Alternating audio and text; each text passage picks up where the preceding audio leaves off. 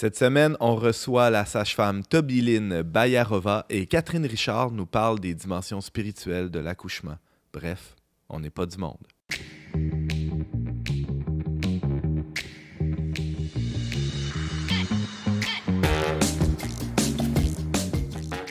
Bonjour à tous et bienvenue à votre magazine Foi et Culture. Ici Antoine Malenfant pour votre animateur pour cet épisode où il sera question de naissance, de périnatalité et de spiritualité.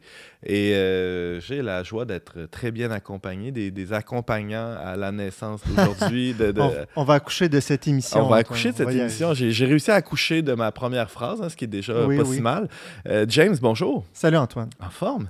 Toujours. J'ai mangé 2 beignes, là, fait que je suis plein de sucre. Après ça, il va y avoir un crash. Ça va être après l'émission, moi. je le souhaite.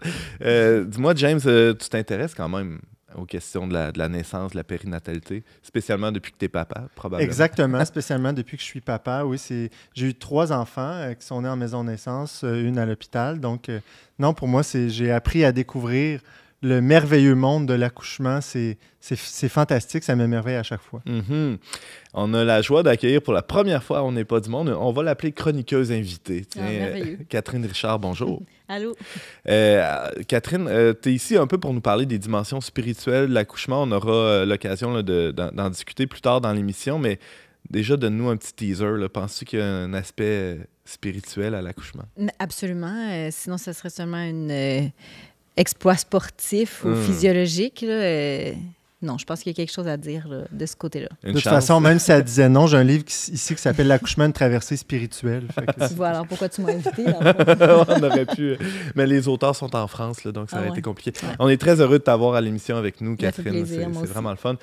James, on l'a évoqué très subtilement tantôt, là, mais il va être question de naissance, de spiritualité, mais on voulait aborder aussi la question des sages-femmes, parce que c'est une façon de vivre ce phénomène, cette expérience, mais qui est peut-être un peu marginale, un peu méconnue, peut-être pour mettre la table, là, nous donner quelques données sur cette Je vais te donner quelques données, Antoine. Donc quelques données. Mais d'ailleurs, c'est important de souligner que le 5 mai, chaque année, il y a la journée internationale des sages-femmes, de la sage-femme, puis en 2024, au Québec, on va fêter les 30 ans de la pratique sage-femme. Donc, depuis 30 ans, là, la profession a été légalisée en 99. Il y a eu des projets pilotes là, qui sont à la nature de à la base de ces légalisations. Puis, l'Ordre des sages-femmes du Québec a été créé. Il y a eu un baccalauréat qui a été pratique, qui a été aussi mis en place à l'Université du Québec à Trois-Rivières. Donc, c'est une pratique qui est vraiment bien encadrée aujourd'hui. Petit quiz comme ça. Combien de... Bon, mes données datent de 2017-2018, là, je le dis d'emblée parce que c'est important de relativiser que c'est probablement plus aujourd'hui. Mais selon vous, il y aurait à peu près combien de femmes... Ben, je vais commencer. Combien de bébés sont nés en 2022 au Québec, selon vous? Au total? Oui, au total. Peu importe où. OK. Ouais. Hey, je sais pas. 30 000? 50 000? Alors, c'est 80 700 bébés qui sont nés en 2022. Okay. On additionne nos deux chiffres, ça marche. L'esprit complémentaire. C'est ça. Donc, en 2017-2018, sur cette, on va dire, mettons, peut-être semblable, environ, un peu moins, là, les naissances, combien de femmes ont accouché avec le soutien d'une sage-femme? Sur les 80 000? Mon Dieu, il faut faire une règle de 3. Là. 5 000? J'aurais dit, mettons, je veux dire 10, là, mais juste pour être... Mais vous n'êtes pas loin, selon les données de 2017-2018, c'est 3500 femmes qui ont accouché avec le soutien d'une sage-femme, donc c'est à peu près 4 des naissances. On parle de... Ça, c'est il y a 5-6 ans de ça, 7 ans. D'après moi, ça doit être plus maintenant. C'est 11,8 au Canada. Donc 7 des suivis de grossesse. De manière générale, combien de ces accouchements-là, des 4 avec les sages-femmes, sont en maison de naissance, en domicile ou à l'hôpital? OK, parce que là, il faut spécifier.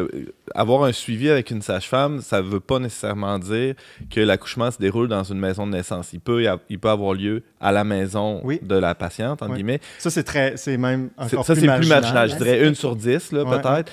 Et une très large majorité doit se passer en maison de naissance, puis il doit rester, je sais pas, peut-être sur 10, 3, 4. Puis d'ailleurs, nos collègues français nous apprenaient qu'en France, on a par défaut une sage-femme à l'hôpital. Oui, c'est vrai. Mais donc, c'est 75 des accouchements avec sage-femme ont lieu en maison de naissance, 20 à domicile et 5 en centre hospitalier. OK, j'aurais dit l'inverse. C'est drôle. Donc, ce qui est le plus marginal, c'est en centre hospitalier avec sage-femme ici. On pourra creuser cette question-là avec notre invité. Puis j'ai vu même que statistiquement, il y a une différence avec le reste du Canada où la proportion de sages-femmes qui accouchent à l'hôpital est plus élevée qu'au Québec. Peut-être qu'il y a plus de liens entre les milieux. Peut-être qu'ils sont plus bienvenus aussi. On pourrait explorer ça avec notre invité. Avais-tu d'autres données à nous? Ici, au Québec, il faut dire qu'il y a 21 maisons. Tu peux dire non aussi. Là, il y a 21 maisons de naissance au Québec. Puis le Québec compte en ce moment plus de 250 sages-femmes et le Canada près de 1900.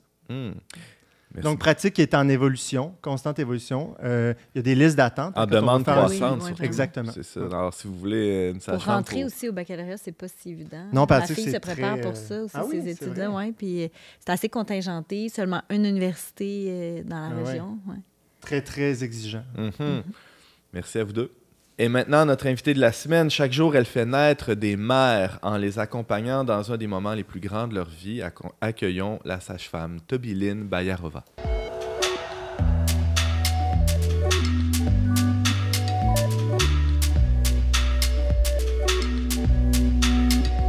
Tobiline Bayarova, bonjour et bienvenue à On n'est pas du monde. Merci beaucoup.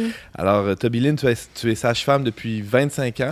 Presque 25 ans. Bientôt, ça va être 25. Ça va être ton jubilé très bientôt. Oui, presque autant que l'existence des sages-femmes au Québec. Presque, oui, c'est ça. J'étais embauchée en 98, alors pendant les projets pilotes et très peu après, avec la création de l'Ordre des sages-femmes, j'étais sous l'égide de ça. Et tu pratiques dans la région de l'Outaouais? Oui, c'est ça, à la maison de naissance de l'Outaouais. Je pense. Oui, depuis le début. Et ça a été là que ça a commencé, cette aventure-là? Oui, c'était la première maison de naissance à ouvrir ses portes en 94. Alors, Tobiline, on en parlait un petit peu en début d'émission, la pratique sage-femme, c'est assez marginal, presque marginalisé, j'oserais dire, dans le système médical. De moins en moins, on l'espère, du moins. De moins en moins. De moins en moins. Alors, mais ça reste une minorité de la population qui a accès à ces services-là. Et demeure encore aujourd'hui un certain nombre de préjugés ou de mythes autour de la pratique, ou de craintes, ou d'incompréhension, simplement d'ignorance autour de cette pratique-là. Alors, on est très heureux de t'avoir avec nous aujourd'hui, peut-être pour mettre un peu de lumière sur ce qu'est tout simplement la pratique sage-femme. Je commencerai avec une question très grave, mais très simple. Okay. C'est quoi une sage-femme? Une sage-femme est une pourvoyeur de soins primaires, comme un médecin de famille, par exemple, qui offre un suivi global de la grossesse, de l'accouchement et de la période postnatale nouveau-né. Donc, on suit les femmes pour à peu près 9 mois, mais ça va inclure les 6 semaines après la naissance. On offre tout le suivi médical, mais aussi un suivi qui va comprendre les préoccupations de la famille, les rêves, les préférences, toutes les discussions de choix éclairés, ainsi de suite. Pour cette période-là, comme les médecins de famille, nous avons des relations de consultation et de transfert de soins avec les gynécologues et les pédiatres. Donc, une femme qui est sous un suivi sage-femme va avoir accès à tout ce qu'elle aura besoin, sans exception, mais nous offrons la majorité de ce qu'une femme aura besoin. Une femme qui reste dans la normalité et son bébé aussi va voir que la sage-femme ou ses sages-femmes pendant le suivi de grossesse. Et tout ça est couvert par la Régie de l'assurance maladie du Québec? Oui, tout ça, c'est couvert par le ministère de la Santé à travers les CISO. Parce que le suivi est un peu plus, disons, il y a un accompagnement qui est pas un peu plus soutenu, mais c'est peut-être pas le bon terme. Mais par exemple, prenons un exemple très concret, les rencontres prénatales, durant tout le suivi de grossesse, c'est pas 5, 10, 15 minutes sur le coin du bureau, ça peut durer jusqu'à 1 heure de rencontre. On pourrait se dire, mais ça doit coûter une fortune à l'État, ça? Bien, on dirait que d'après les analyses qui ont été faites, qu'un suivi sage-femme ne coûte pas plus cher au système de la santé. Puis, ça peut coûter moins cher dans le sens que les femmes qui ont un suivi sage-femme, si on parle de la population des femmes qui sont suivies, il y a moins d'interventions. Et parce que les interventions qui sont parfois nécessaires, vont comprendre aussi les risques de complications. Ça peut coûter plus cher. Et une chose qui peut se trouver beaucoup au système de la santé, c'est les taux d'allaitement qui sont beaucoup plus élevés. Ah ouais. Pas juste l'initiation, mais c'est la continuation. Et on sait que l'allaitement est associé à beaucoup moins de maladies, d'infections, ainsi de suite. Alors, il y a des façons que ça sauve de l'argent au système de la santé. Je dois dire que vous avez parlé un peu de la façon que c'est contingenté, un peu avoir accès à un suivi sage-femme. Ça, c'est un peu plus prononcé au Québec dans le sens que le gouvernement a décidé à investir dans les maisons de naissance qui ont beaucoup d'atouts pour la population. Ouais. Mais ceci étant dit, quand on investit dans le béton, c'est beaucoup plus freiné. C'est moins flexible que ce que l'Ontario ou Colombie-Britannique ont choisi comme modèle de soins. Ben, parlons-en. Qu'est-ce qui se passe ailleurs dans d'autres provinces? Quelle est la différence en Ontario ou en Colombie-Britannique? Les sages-femmes font plus de pratiques à domicile ou en milieu hospitalier? Bien, parce que la pratique n'est pas centrée dans une maison de naissance qui a besoin de fonds pour être soutenue comme instance physique, comme c'est un bâtisse. Ouais. En Ontario, par exemple, et c'est la même chose en Colombie-Britannique, Alberta, Saskatchewan, ainsi de suite, la sage-femme a besoin d'avoir les privilèges en centre hospitalier, puis elle a besoin d'avoir un cabinet. Et c'est tout. Okay. Donc, elle peut louer des endroits, mais ça veut dire qu'il n'y a pas d'accouchement en maison de naissance ou très peu. Okay. Et il y a des maisons de naissance privées en Alberta, si je ne me trompe pas. Je ne pense pas qu'on en a des publics. Et il y a maintenant quelques maisons de naissance en Ontario qui ont été construites par le gouvernement, mais c'est l'exception, c'est pas la règle. Et moi, je vois l'intérêt à avoir les maisons de naissance au Québec. Je pense que c'est vraiment intéressant d'avoir accès à ce lieu qui symbolise l'accouchement naturel. Mais ceci étant dit, il faut payer pour. C'est une lame à deux tranchants. Oui, en tout cas, pour les pères, moi, je vois tout l'intérêt des maisons de naissance. Pourquoi, James? C'est la grosse différence. Non, c'est parce que, tu sais, quand on accouche à l'hôpital, bien, c'est sûr, on a un lit d'hôpital, puis souvent, l'homme le conjoint, en tout cas, va se contenter de la banquette ou, je sais pas trop, l'espèce de lit de fortune qui est à côté, alors qu'en maison de naissance, on a quoi, des lits, c'est lit queen, king, je sais plus, là. C'est énorme. C'est pas king, malheureusement. Ah non, c'est queen. Dans ma tête, c'est king. C'est ça. C'est des grandes chambres avec le bain, ben, c'est bien sûr le bain pour l'accouchement, là, entre autres, là, mais... Salle de bain privée. Salle de bain privée. On va apporter un grand plateau de fruits à la femme après son accouchement. Tu sais, il y a plein de petites attentions comme ça. On sent, là, c'est silence, c'est calme, on peut se reposer, on ne vient pas nous déranger toutes les 4 heures pour... c'est comme le brouhaha de l'hôpital là, qu'on a en moins. Non, c'est vraiment, il y a un niveau de confort et d'intimité qui est super. Ben, ça me permet de faire le pont, Toby, avec ce que tu disais au début, dans l'approche sage-femme, oui, il y a l'aspect plus médical, là, mais il y a aussi la dimension plus psychologique, environnementale. Alors, c'est une approche qu'on pourrait qualifier d'holistique ou de systémique, je ne sais pas comment le dire. Mais holistique, global, on essaie d'être présente à la personne au complet. Oui, dans toutes ses dimensions. Dans toutes ses dimensions et à la famille aussi. Bon, c'est ça. Alors, le rôle du conjoint, ça peut être quoi dans un accouchement? C'est vraiment défini par la femme devant nous et par son conjoint.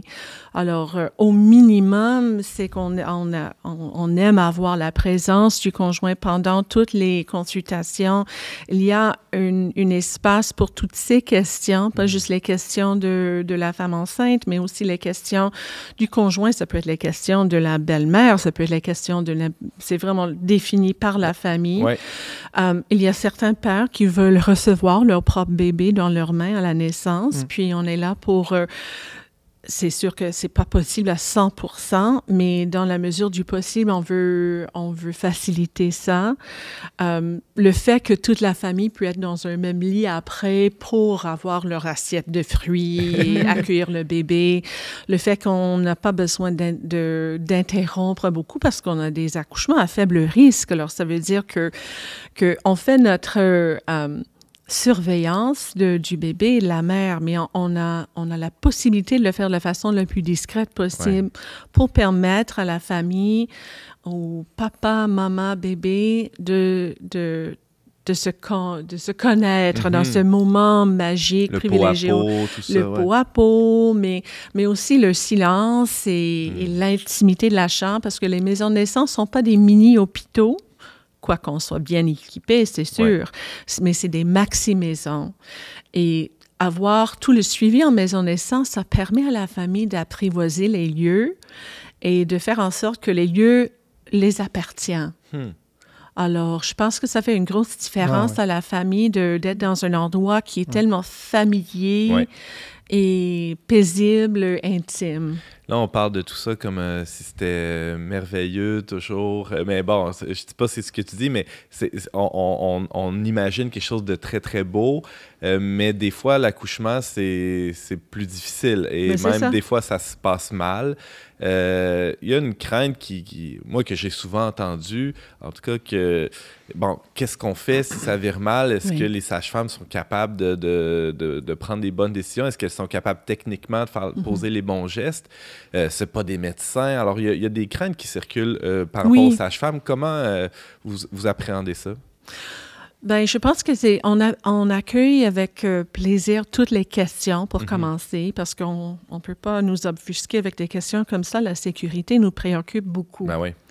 Alors, on a assez d'équipements à la maison de naissance pour stabiliser des situations, mais pas trop pour nous tenter de rester quand c'est vraiment le temps d'être à l'hôpital.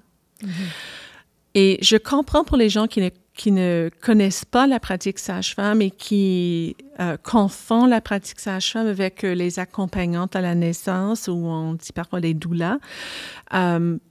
Les doulas, je les adore, elles ont des compétences extraordinaires, mais elles ne sont pas là pour faire des gestes cliniques. Et tout le côté formation médicale, c'est vraiment la même chose que pour les infirmières, pour les médecins de famille, pour les gynécos, pour des grossesses à faible risque. Alors, on est habilité à poser des gestes dans des urgences. On a des équipements, des médicaments, tout ce qu'on a dans une chambre d'hôpital. Vous êtes comme des obstétriciens? Bien, les obstétriciens sont formés, sont capables de faire des naissances normales, sont formés pour faire des choses plus compliquées. Okay. Mais nous autres, on est formés pour faire des accouchements de base et pour répondre à toute urgence, pour stabiliser la situation et se rendre à l'hôpital. On pourrait dire que vous êtes presque comme des super infirmières dans un sens. On est comme des super... Oui, on est comme dans une zone entre on essaie de faire des comparaisons, sage-femme, infirmière, médecin. On est un peu dans une zone entre les diagrammes de veine, là, vous êtes dans le milieu. C'est ça, on est dans le milieu. On aimerait se centrer. Mais par exemple, pour des hémorragies, pour les bébés qui sont bloqués à la naissance, dont les épaules sont bloquées, pour des détresses, on n'appelle pas... La terminologie est changée maintenant, mais si on a un cœur qui est anormal chez le bébé, si on a... Un travail qui stagne. Un travail qui stagne, si on a un travail super rapide, si on a une femme qui a besoin des antibiotiques, on est formé pour toutes sortes, mais ça, c'est pas une urgence, mais on est formé pour des urgences et toute sage-femme, afin de garder son droit de pratique, a besoin de faire et refaire une certification dans la formation d'urgence obstétricale. Ah oui. Oui. Puis, en maison de naissance spécifiquement, le temps de transport est limité. Qu'est-ce que tu ça veut dire que le plus rapidement que j'ai fait ça, un transport de la chambre à la maison de naissance à la chambre de l'hôpital, le plus rapidement que j'ai pu le faire, c'est 10 minutes. Mais d'habitude, ça se fait en bas d'une demi-heure. Et si on met ça en contexte en hôpital, on imagine qu'on peut faire une césarienne en 5 minutes, mais ça se fait pas. Ben non. Ça se fait pas, à moins que vous êtes déjà dans la salle d'op avec tout le monde les mains lavées, les gants, etc. D'habitude, dans un centre tertiaire où on fait les accouchements à plus grand risque, un délai de 20 à 30 minutes entre la décision de faire une césarienne et le début de la césarienne, c'est décision à incision, on appelle ça. Un délai de 20 à 30 minutes est considéré acceptable partout au Canada. Et on peut se rendre à l'hôpital, on peut alerter l'équipe médico-nursing. Alors, le bloc est prêt. Le bloc est prêt et tout ça. Donc, on rentre dans les délais nécessaires pour des césariennes. Alors, c'est intéressant parce que ce que tu dis nous permet de comprendre à quel point les sages-femmes prennent ça au sérieux, tout l'aspect médical, sécuritaire. C'est pas quelque chose qui est secondaire ou qui est pris à la légère du tout. Pas du tout. Catherine, as-tu une question pour Toby? C'est quoi ton expérience, toi, de maison de naissance? Bien, moi, j'ai accouché. J'ai 11 enfants d'abord, je ne l'ai pas dit. Là. Petit détail, quand même. Petit détail. Un couple de jumeaux, j'ai accouché 10 fois. Puis, mon expérience par rapport à l'accouchement en maison de naissance est assez variée. Moi, je pense, tu sais, ce que vous parlez, là, toi aussi, de l'impression que les gens ont que c'est hippie, que c'est grano, que dans le fond, on s'en fout de la sécurité. Que... Je l'ai senti plus du point de vue des mères que des sages-femmes. Des fois, c'est plus dans mon entourage, là, des fois, que dans le corps médical, on pourrait dire des sages-femmes, j'ai jamais vraiment senti là, cette impression-là que c'était pas sérieux. On sent qu'on a affaire à des professionnels. Oui, vraiment. Oui, vraiment. Tu sais, dans les faits, elles prescrivent les échographies, elles font elles-mêmes les prises de sang. Puis, il y a un autre professionnel. Ben ouais, il y a un autre professionnel. Puis, tu sais, oublions pas que c'est des études universitaires, là, comme tu dis. Là. Souvent, moi, quand je dis ça aux gens autour de moi, quand j'ai eu ma première il y a 17 ans, j'étais la première dans mon entourage à demander un suivi chez sage-femme. Je l'ai fait en même temps qu'une ou deux amies, mais quand même, j'étais la première j'ai étudié en sciences infirmières à cette période-là. Puis les questions étaient beaucoup de ce niveau-là. Là. Est-ce que c'est sécuritaire? Pourquoi? Etc. Puis dans les faits, quand on dit que c'est un bac universitaire, les gens « Ah, OK, on dirait que ça les sécurise. Hein, dans le fond, on associe tellement dans notre monde l'importance puis le sérieux aux études que ça, c'est quand même un atout, je trouve, dans une discussion. Là. Les gens se sentent sécurisés déjà avec ça. Ils sont très surpris, d'ailleurs. C'est pas tellement... À mon avis, c'est pas assez publicisé, là, la formation des sages-femmes. Là. C'est sérieux. Puis bon. On n'est pas du monde, ils travaillent aujourd'hui. Ben, c'est ça. Toby Lynn, tu parlais que l'approche sage-femme tient compte de toutes les dimensions de la personne. Ce qui est peut-être pas toujours le cas en milieu hospitalier où on est très focus sur les aspects plus médicaux et il y a toutes sortes de bonnes raisons qui expliquent ça, et des fois des mauvaises, mais parmi les dimensions de la personne, une qui en tout cas, qui nous intéresse, nous aussi, c'est la dimension spirituelle. Comment les sages-femmes abordent ça avec la patiente? Et comment ça peut se vivre dans le contexte d'une naissance avec un accompagnement sage-femme, la dimension spirituelle de la personne? C'est quoi, disons, les usages là, de votre côté? Ben, je dirais que ça peut varier beaucoup, dépendant de la sage-femme en question et dépendant de la cliente devant elle et la famille devant elle. Je peux parler plus de mon expérience à moi parce que je suis croyante. Alors, je n'impose rien sur mes clientes. Ma clientèle va comprendre beaucoup de personnes qui ne sont pas croyantes ou qui ont des croyances différentes. Ceci étant dit, quand j'approche n'importe quelle personne, c'est une personne créée dans l'image de Dieu. Alors, c'est une personne incarnée, mais l'âme de la personne est partout dans le corps, autour le corps. Dans les anciennes chrétiennes de l'Est croyaient que l'âme contenait le corps et pas le contraire. Alors, c'est comme si le corps est complètement imbibé de l'âme de la personne. Alors, pour moi, ça affecte beaucoup. Je comprends que notre Dieu respecte notre volonté. Volonté libre. Alors, pour moi, c'est très important de respecter la volonté libre de la personne devant moi, de respecter leur choix, leurs préférences, leurs désirs. Quand je pose des gestes cliniques et je mets les mains sur le ventre d'une mère, par exemple, pour moi, c'est très important de comprendre que je touche à une personne complète. Et c'est pas juste une question d'un corps qui est porteur de quelque chose. Il y a deux personnes, effectivement, complètes. Alors, je pense que ça a un impact sur la façon que je vais faire mes gestes cliniques. pour les femmes qui sont croyantes, il y a façon très simple d'utiliser la prière en travail pour aider à la femme. Et c'est jamais des prières très compliquées parce que quand on est en travail, on n'est pas dans notre tête, on est vraiment dans notre corps. Alors, si j'ai à conseiller des femmes ou à discuter avec elles comment utiliser la prière pendant le travail, c'est des choses comme le conjoint, souvent, lui peut prier, des choses simples comme des psaumes, des façons vraiment très simples et calmes et paisibles de faire ça. Et pour la femme, elle peut trouver des versets simples qui peuvent être alignés avec la respiration. C'est des choses qui sont répétées beaucoup. Alors ça, c'est spécifique à des gens qui sont croyants, mais... Et tu sens que ça les aide? Comment ça les aide? Qu'est-ce que ça change comme dynamique dans un accouchement où il y a une dimension spirituelle plus manifeste? Est-ce que tu sens Moi, quelque chose? je vois que les femmes qui peuvent faire appel à Dieu sont centrées d'une façon plus évidente. Alors, ces moments difficiles du travail, ces moments de panique, on a juste à dire le mot de Dieu, le nom de Dieu, puis parfois, ça calme tout, ça change un peu. C'est comme changer la vitesse dans une auto. Surtout pendant la transition, où c'est vraiment difficile pour une femme parce qu'elle est dans une tempête incroyable. La transition. Oui, désolée, c'est un peu technique. Mais la transition, c'est le moment entre la fin de la dilatation et le début de la poussée. Et c'est souvent où les contractions sont très peu espacées, sont pas forcément plus intenses, parfois oui, mais il y a moins de pauses.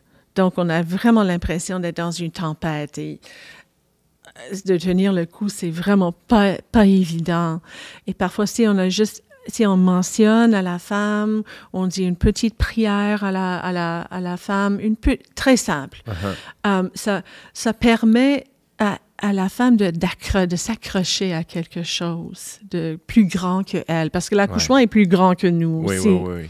Alors, de pouvoir s'accrocher à Dieu dans des moments difficiles. Puis, ça rend évident la sainteté de ce qui arrive. Il se passe quelque chose de sacré, presque. Oui, c'est ça. Ça rend évident le fait que c'est sacré, mettre un enfant au monde, un enfant dans l'image de Dieu. Mais vous, comme sage-femme croyante, est-ce que ça vous est déjà arrivé de soutenir spirituellement une autre croyante? Oui. Et c'est, je dirais, le privilège, la traite le plus incroyable pour moi dans ma pratique. Dans ma pratique, quand je suis dans l'auto en train de conduire un accouchement, je demande toujours au Seigneur de bénir mes mains, mes capacités cliniques, la clarté de pensée, les besoins de la femme devant moi, les besoins de son bébé. Toujours, c'est une prière que je vais dire pour toutes mes clientes. Et pendant le travail, si je vois que c'est un moment plus difficile pour elle, je vais prendre le moment pour prier aussi. Ça, c'est pour tout le monde. Mais de pouvoir faire ça de façon évidente et ouverte, c'est vraiment génial. C'est un privilège. Toby-Lynn Bayarova, merci beaucoup pour ces explications, pour ce témoignage aussi. Et on poursuit la discussion avec James et Catherine pour la suite de l'émission. Merci beaucoup. Plaisir.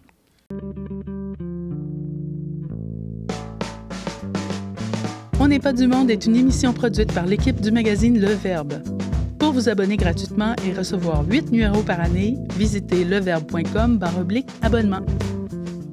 James Langlois, bonjour. Rebonjour. Rebonjour. Hein? Pas besoin de fouiller beaucoup pour trouver des histoires de naissance dans la Bible. Dans la Bible, il y en a des dizaines, mais pour les besoins de la cause, tu as fait une sélection, la crème de la crème. Mais quand on y pense, l'accouchement, c'est vraiment au cœur de l'histoire du salut, tu viens de le dire. Au cœur de l'histoire du monde, hein? Pas de doute. On serait pas là, imagine. Non, c'est ça. Mais on voit que dans l'histoire sainte, aussi dans le récit biblique, dans la manière dont aussi les livres bibliques sont agencés, c'est vraiment aux 3 moments phares de l'histoire du salut, c'est-à-dire au commencement, au milieu et à la fin. Au commencement, pourquoi? Parce que dès la Genèse, même le mot Genèse, c'est début, il y a une forme de... On pourrait dire que Dieu accouche de la création. Mais bon. On pourrait.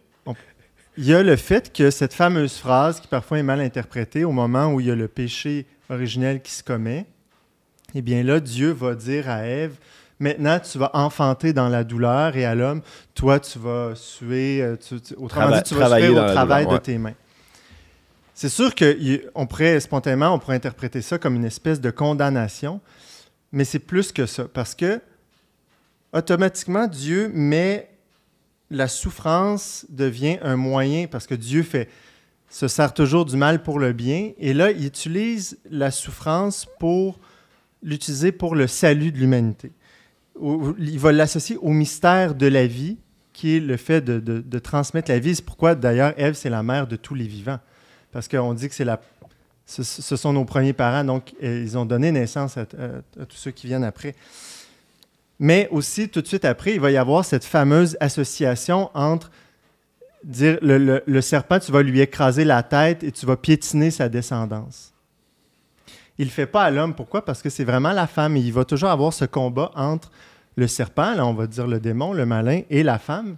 Il va toujours s'attaquer à elle, parce que c'est elle qui porte le mystère de la vie. C'est elle qui l'utérus, c'est sacré, on l'a dit un peu avant.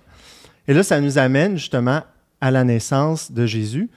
On pourrait remonter quelques mois avant. Déjà, Marie qui apprend que sa cousine Élisabeth est enceinte, elle va se rendre à son chevet pendant quelques mois pour l'assister à son accouchement. On pourrait presque penser que Marie a vécu une initiation à l'accouchement à ce moment-là. Ça a peut-être été un peu comme une espèce de sage-femme pour Élisabeth. Qu'est-ce que tu en penses, Toby? Absolument. Ouais. Si on regarde les icônes anciennes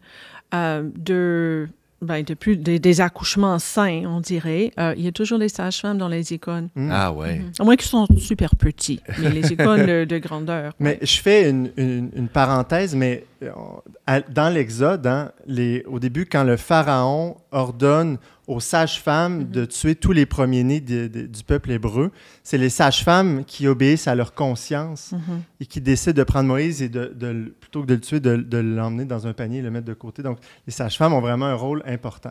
Elles avaient des noms, Shifra et Pua. Oui, c'est ça, Shifra et Pua, exactement. Elles craignent Dieu d'une certaine manière. Oui. On ferme la parenthèse. Donc, Marie, déjà, on sait, dans l'histoire, la naissance a toujours été une affaire qui a été transmise, apprendre à accoucher de manière physiologique, etc. Donc, là, Marie arrive à son propre accouchement et elle met au monde Jésus, finalement, qui est le sauveur tant attendu. Et on voit dans l'iconographie orientale que Jésus, souvent, c'est pas la naissance pour la naissance, parce que ici, Jésus, son but, c'est pas juste de naître, oui, c'est de venir, mais c'est ultimement d'aller à la croix. Et on voit que Marie, dans l'iconographie orientale, l'enfant Jésus est enveloppé, est comme mis dans un tombeau, presque, en fait. Ouais, c'est ça. Puis, donc, ça montre que le but ultime de sa naissance ça pointe déjà vers la croix, qui est... Puis Marie, on dit aussi que dans le dogme catholique qu'elle n'a pas souffert à son accouchement, parce qu'évidemment, elle n'était pas...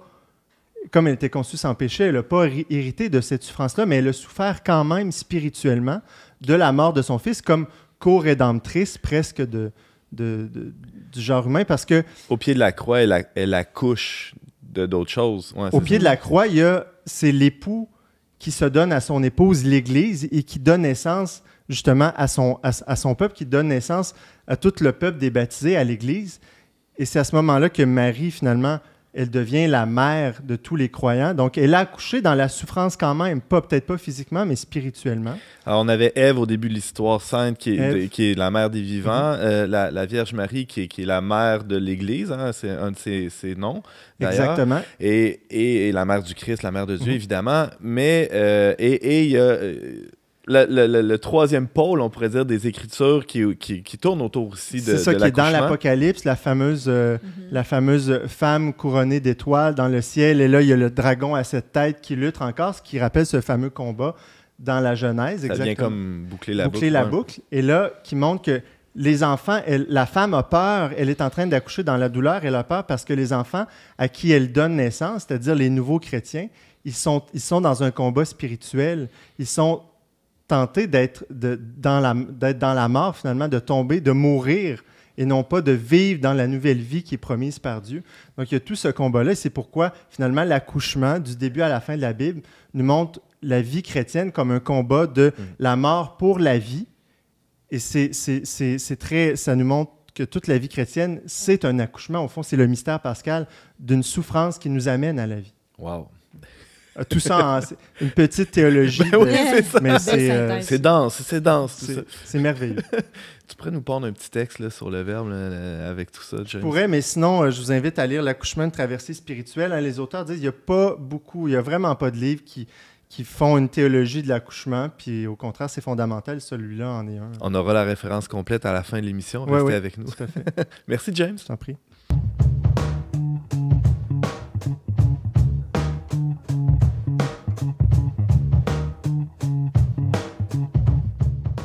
Catherine Richard, bonjour. Allô?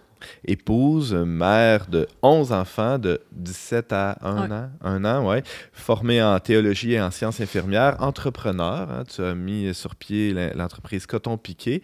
Salut, et on est très heureux de... Ouais, c'est ça. Petite plug. Merci d'être avec nous. Aujourd'hui, on voulait parler de naissance, d'accouchement, de périnatalité et aussi de spiritualité. Ben, pour bien faire les choses, on a invité une experte, non pas en spiritualité, quoique une experte en spiritualité, c'est une bonne question. Mais en accouchement, en tout cas, t'en as vu. Oui, bien, c'est sûr, j'ai accouché 10 fois. Comme je disais, j'ai des jumeaux, fait que ça me fait 10 accouchements.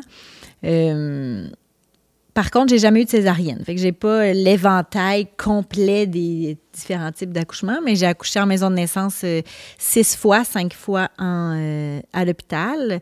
J'ai été accompagnée par des sages-femmes dès le début, dès mes premiers enfants. Ce qui m'a motivée là, à avoir un suivi sage-femme, c'était vraiment l'aspect plus naturel, de ne pas voir la grossesse et l'accouchement comme une maladie ou comme... j'ai étudié à l'époque en sciences infirmières, puis je me souviens, dans un cours, ils nous avaient présenté les 3 façons d'accoucher au Québec, sage-femme, médecin, gynécologue, médecin général et puis un gynécologue. Puis j'avais été vraiment touchée puis interpellée par cette approche-là parce que je connaissais pas ça. J'avais personne dans mon entourage qui avait accouché avec des sages-femmes, à part ma belle-mère, c'est vrai, qui, il y a déjà 40 ans, là, avait accouché de façon allégale parce qu'il n'y avait pas de loi encore. C'était pas légalisé encore. Non, ça, c'était pas légalisé. Elle accouchait chez elle avec des sages-femmes. Mais sinon, j'avais pas de contact. Puis j'aimais cette approche-là, que la grossesse, c'est une expérience physiologique normale. Dans le fond, tu sais, depuis que le monde est monde, des femmes accouchent, puis pour dire que c'est médicalisé, puis que c'est, dans le fond, surtout ce qu'on a voulu faire, c'est éliminer la douleur. C'est surtout ça, là, dans le fond, qui fait que c'était à l'hôpital. Fait que cet aspect-là de la douleur, de la souffrance qui est lié à l'accouchement en tant que tel, moi, je suis rentrée là-dedans un peu naïvement, je pense, à ma première. J'ai toujours été quelqu'un qui recherche le confort, assez chochotte. Mais on est rentré vraiment all-in. Mon mari puis moi, on n'a fait aucune échographie à la première grossesse. Je pense qu'on n'a fait aucun test, même sanguin. On est arrivé à l'accouchement en n'ayant aucune idée de qui allait naître, dans quel état non plus. Tu sais, maintenant, avec les échographies, on est capable de... Moi, j'ai eu d'ailleurs mon couple de jumeaux, si j'avais pas eu d'échographie, ils seraient sûrement pas nés. Là. Mais nous, on était un peu dans cette lancée-là, un peu hippie, peut-être, comme je disais. Oui. Tu sais, tu disais, dans le fond, je voulais comme éviter la douleur, tout ça, là? Ben, c'est pas que je voulais éviter la douleur, je dis juste que c'est assez récent qu'on accouche de façon médicalisée. Ah oui, c'est ça, la Québec, façon... Oui, c'est ça. Parce que depuis que le monde est monde, les femmes sont capables d'accoucher sans nécessairement... Exact. Tu sais, c'est sûr qu'aujourd'hui, on a le choix de prendre les femmes ont le choix de prendre la péridurale, mais il reste que même à ça, tu sais, avant ou après l'accouchement, il reste que enfanter, il y a un élément de souffrance là. Il va en avoir tôt ou tard. Oui, c'est sûr. Là, les grossesses, c'est souffrant. Plus on en a, plus on vieillit aussi. Moi, les dernières grossesses ne sont pas comme quand j'avais 21 ans. Là. Je vais avoir 40 ans. C'est plus aussi le poids de toutes les grossesses antérieures, s'occuper de déjà 9-10 enfants. Non, c'est sûr. Mais il y a quelque chose de particulier avec la douleur de l'accouchement. Même s'il y a une expérience souffrante de la grossesse puis aussi en postpartum, l'accouchement, c'est quand même d'une intensité rarement vue. D'ailleurs, dans mes études, j'ai appris que le muscle le plus fort qui est capable d'avoir une intensité la plus grande, c'est l'utérus. Si on compare tous les muscles du corps, parce qu'il est capable de se contracter à une rapidité puis une intensité, puis une durée aussi. Oui, c'est ça. Aucun on ne pourrait pas demander muscle... ça à notre biceps. Là. On ne pourrait jamais lui demander un tel effort. Aucun muscle peut faire. Fait qu'avec ça vient une souffrance. Ouais. Dans le fond, c'est pas juste un exploit, il y a une souffrance qui vient avec ça. Puis mon expérience spirituelle, c'est vraiment a évolué là, dès ma première grossesse à la dernière, a aussi rétrogradé. Tu sais, dans le fond, ça bouge. C'est pas comme j'ai accouché plusieurs fois, maintenant je suis rendue la queen des accouchements, je sais comment faire, puis c'est facile. Ça dépend aussi de comment on est à l'intérieur. Tu sais, pour moi, l'accouchement, c'est pas seulement souffrir physiquement.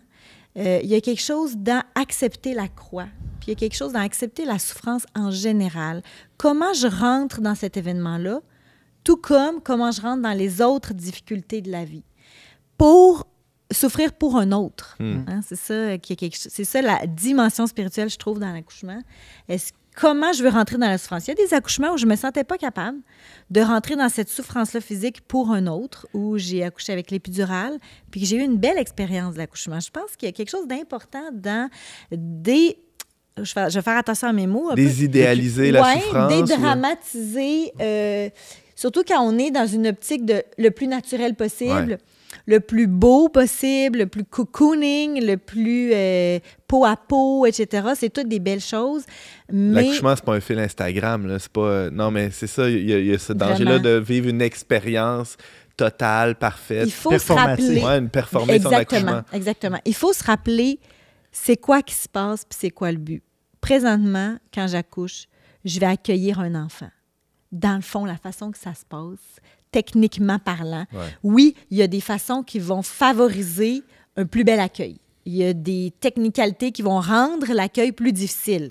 Mais j'ai l'impression que tout est dans le cœur parce que moi, j'ai vécu des accouchements naturels où j'étais, pas en colère, c'est un gros mot, mais j'étais tendue, en résistance, pas du tout à accueillir cette douleur-là. Puis, alors que j'en ai eu un qui était en épidurale où la grossesse avait été très difficile, puis cet accouchement-là a comme renversé mon attitude face à la grossesse. J'ai vu le bébé, j'ai tout oublié le reste de la grossesse qui était plus difficile.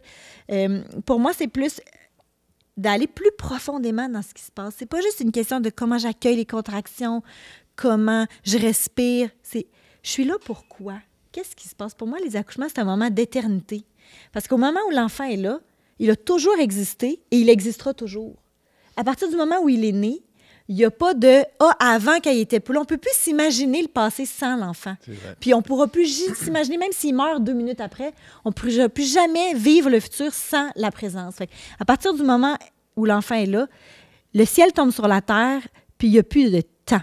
L'enfant a toujours existé et existera toujours. Peu importe la façon que ça s'est vécu.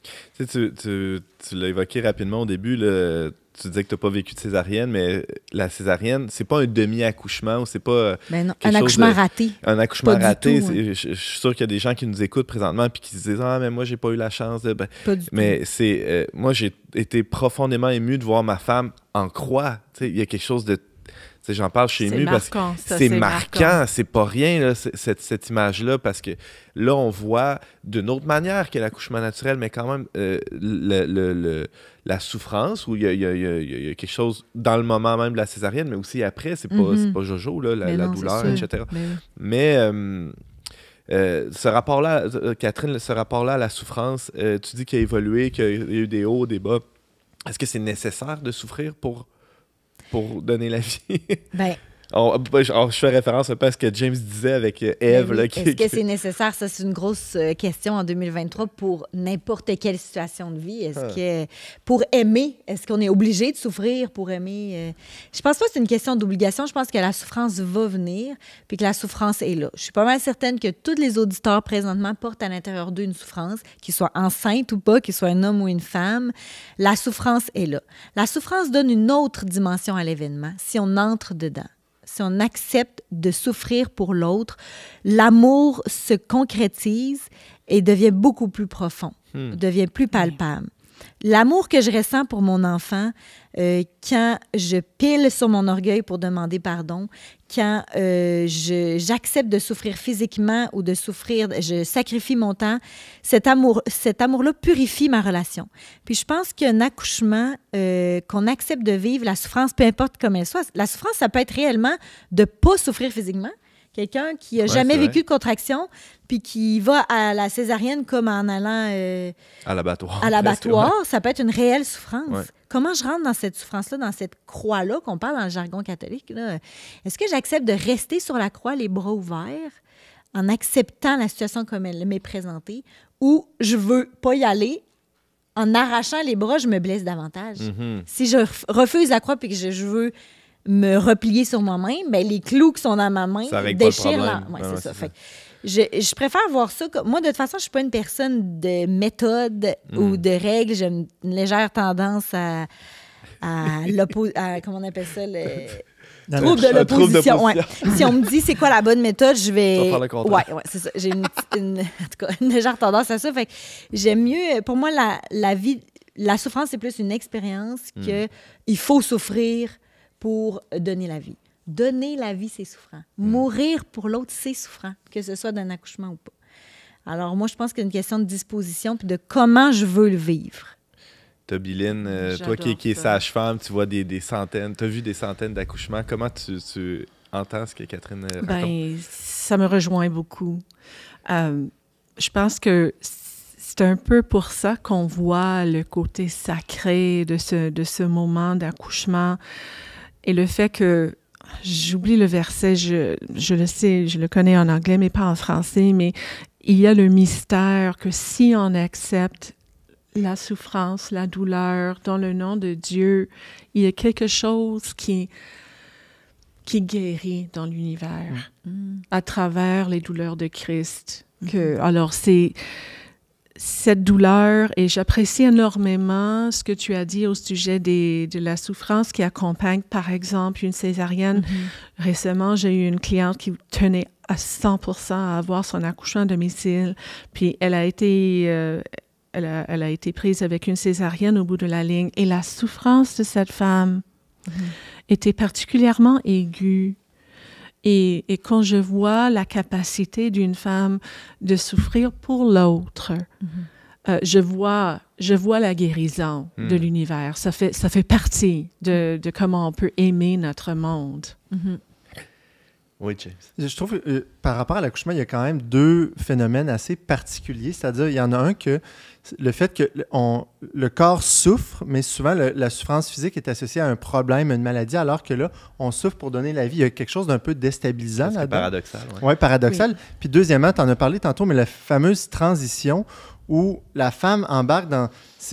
Elle a presque l'impression qu'elle va mourir, mais il y a quelque chose d'un acte de foi qui doit être fait presque pour dire non, ça va aller, là, c'est correct. Là. C'est quand même particulier. C'est parce qu'aussi, il y a une issue connue. Ouais. C'est pas comme si je souffre sans savoir est-ce que j'ai une appendicite, est-ce que j'ai un gros mal de dents. Un cancer.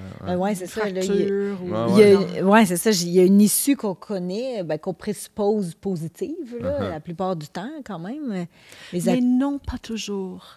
Parce que oui, on a une issue connue, mais quand on est dans la tempête, souvent les femmes oublient qu'il y a un bébé. Et il n'y a que cette intensité autour. Alors, je pense que dans la grande majorité des cas, c'est quand même un acte de foi. Parce que connaître quelque chose dans cet état-là, ça se fait presque pas. C'est peut-être un peu aussi un acte de foi, mais un acte d'espérance. C'est-à-dire quelque chose... On espère quelque chose qu'on ne connaît pas tout à fait encore, mais qui est plus ce que je voulais dire, c'est que dans le fond, il y a un sens à cette souffrance-là, même si... beaucoup plus évident que d'autres. Beaucoup plus évident que... Qui n'est pas absurde. Qui n'est pas absurde, qui est d'une souffrance liée à une dysfonction physique ou une maladie. Là. C'est dans ce sens-là que je voulais dire. Mais c'est vrai que j'ai eu des périodes où... c'était la noirceur, là, des bouts où je me disais... J'ai eu plusieurs complications à plusieurs accouchements, là, des rétentions placentaires, j'ai eu beaucoup d'hémorragies, plein d'affaires. Puis il y a des périodes où j'avais tellement mal, puis je me disais, hey, moi, je veux plus jamais. Je regardais mon mari dans les yeux, puis je disais, hey, c'est fini. Tu sais, ça fait mal, mais une prière me revenait souvent. Je pense que c'est Sainte Élisabeth d'Hongrie qui disait, j'oublie ma croix au Jésus lorsque je songe à la vôtre. Puis ça m'aidait comme un peu une phrase qu'on se répète, une prière du cœur ou un mantra ou je sais pas comment, c'est une phrase qu'on se répète.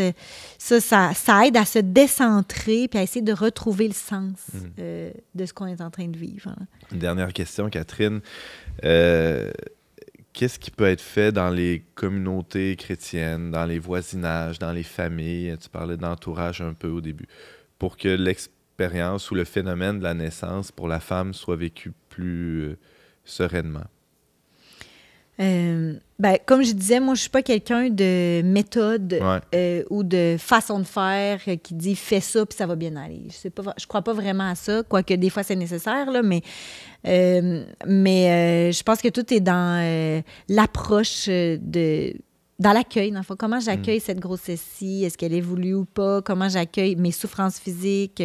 Comment j'accueille cet accouchement-là, cet enfant-là aussi après? Parce que l'accouchement aussi, c'est les premières semaines, on pourrait dire, ça se prolonge. Là, c'est difficile aussi les premières semaines quand le petit bébé est là. On se sent sur une autre planète carrément. Là. On dirait que la Terre tourne pour tout le monde, mais que la tienne a arrêté de tourner. Fait que c'est sûr que l'accompagnement puis accueillir la femme, laisser exprimer, puis pas être gêné d'être fru ou d'être révolté ou d'avoir des journées que ça ne tente plus ou, laisser ça sortir pour après être capable de l'accueillir. Je pense que c'est quand même une solution gagnante. Là. L'accueil de ce que je vis, puis l'accueil de aussi l'autre qui est à côté de moi. Mettons une femme enceinte, les autres enfants, accueillir cette réalité-là dans la paix si elle est là, puis sinon dans l'espérance qu'elle va venir, puis qu'il y a réellement une joie à perdre sa vie pour un autre. Là. Peut-être des expériences quotidiennes. Pour quelqu'un, c'est plus difficile d'envisager l'accouchement. Peut-être que d'ici l'accouchement, des petites expériences quotidiennes, de perdre sa vie pour un autre peut donner du sens à cette expérience-là de l'accouchement. Comme quoi, par exemple? Qu'est-ce qui te vient en tête? Là? Mettons... faire un service pour quelqu'un. Quelque chose qui nous tente pas trop. Donner un peu de son temps à un enfant, un voisin, une voisine, écouter quelqu'un qui a besoin d'être écouté... ou même accepter de sacrifier des choses qu'on veut faire pour se reposer soi-même, prendre du temps. C'est juste une question de petits sacrifices sur ce qui monte en moi qui est peut-être impulsif. Est-ce que c'est vraiment ça que j'ai de besoin? Est-ce que l'autre qui me demande, est-ce qu'il me dérange pour quelle raison? Est-ce que j'ai besoin... Ça serait bien que j'aille l'aider de perdre... un peu sa vie. Là, alors, tout ça peut servir d'entraînement, finalement, je réfléchis à voir grand jour. Mais non, mais c'est bienvenu. C'est une bonne idée, mais moi, j'ai l'impression que... C'est pas fou, je trouve ça pas fou, ce que tu racontes. J'ai l'impression que le mot « accueil », me semble que ça serait la bonne façon d'envisager une grossesse ou un accouchement. Accueillir ce qui monte en soi sans être scandalisé, sans performance, sans attendre que c'est le moment... Ce sera peut-être pas le meilleur moment de toute ta vie, l'accouchement en tant que tel, mais... Tu sais, moi, dans la Bible, on dit la femme oublie, quand elle voit l'enfant, elle oublie toutes les... Ça m'a toujours dérangée, parce que moi, c'est pas vrai que ça avait ça, que... C'est pas vrai que j'ai oublié toutes les souffrances des accouchements puis que je me dis on passe l'éponge, c'est fini. Ouais, non, mais quand il y a un sens à ça, c'est vrai qu'il y a un autre regard, par exemple, sur l'événement. Mon regard est différent. Catherine Richard, mère de famille nombreuse et entrepreneur, merci beaucoup d'avoir pris le temps de nous partager. Ça fait plaisir. Vous avez un commentaire, une suggestion ou une question pour l'équipe d'On n'est pas du monde? Contactez-nous via les pages Facebook et YouTube du Verbe Média ou écrivez-nous directement à onpdm@le-verbe.com. C'est déjà tout pour cette semaine, mais avant de se quitter, des suggestions culturelles de nos chroniqueurs. Commençons avec Catherine, tiens. Bien, moi, j'ai lu, avant d'accoucher de ma première, un livre d'une sage-femme, Isabelle Brabant, qui est une sage-femme pionnière ici au Québec, qui a écrit « Une naissance heureuse ». C'est un livre qui nous permet d'apprivoiser l'accouchement, l'arrivée des contractions, qui explique aussi là, bien la grossesse puis le fonctionnement biologique de l'accouchement. Physiologique de l'accouchement. Je trouve que c'est une belle entrée en matière. Pour une femme qui n'a jamais accouché, là, du moins, moi, ça m'a guidée. Je me souviens à mon premier accouchement que j'ai utilisé certaines techniques que j'ai lues dans ce livre-là. Ça, je pourrais conseiller ça là, à quelqu'un qui veut accoucher naturellement, du moins. Ouais. Une naissance heureuse d'Isabelle Brabant. Merci, Catherine. James? Alors, j'en ai parlé tout à l'heure, mais je suis vraiment pâmé devant ce nouveau livre qui est sorti en 2023, L'accouchement, une traversée spirituelle. C'est préfacé par Fabrice Hadjadj. Notre collaborateur. Oui, rien de moins. Juste sa préface à lui vaut la peine. Mais bon, c'est rédigé. C'est intéressant comment c'est écrit. C'est co-rédigé. Donc, des fois, certains chapitres, tu vois les initiales de l'un, de l'autre pour dire... OK, c'est un couple ou... Non, c'est un prêtre qui est délégué diocésain pour les jeunes et les vocations au diocèse de Marseille, diplômé de l'Institut biblique pontifical de Rome. Il enseigne l'exégèse et l'hébreu au séminaire d'Aix-en-Provence. Comment il s'appelle? Thomas Mellac et Marguerite de Monico, qui est mariée et mère de 5 enfants diplômés en histoire médiévale. Donc, les deux, comme on disait tout à l'heure, il y a plus ou moins de livres, de traités sur les aspects spirituels et théologiques de l'accouchement. Eux, ils ont décidé de prendre le sujet à bras-le-corps, puis ils traversent en tout cas une bonne partie des passages bibliques. Ils nous amènent à approfondir ça, puis voir à quel point l'accouchement, c'est au cœur, au centre de la révélation du mystère chrétien. C'est fabuleux. C'est excellent. Merci beaucoup, James. On rappelle le titre et l'éditeur. L'accouchement, une traversée spirituelle, paru en 2023 chez Mediapol. Génial. Merci beaucoup. Merci, Catherine. Merci, James, pour votre présence aujourd'hui.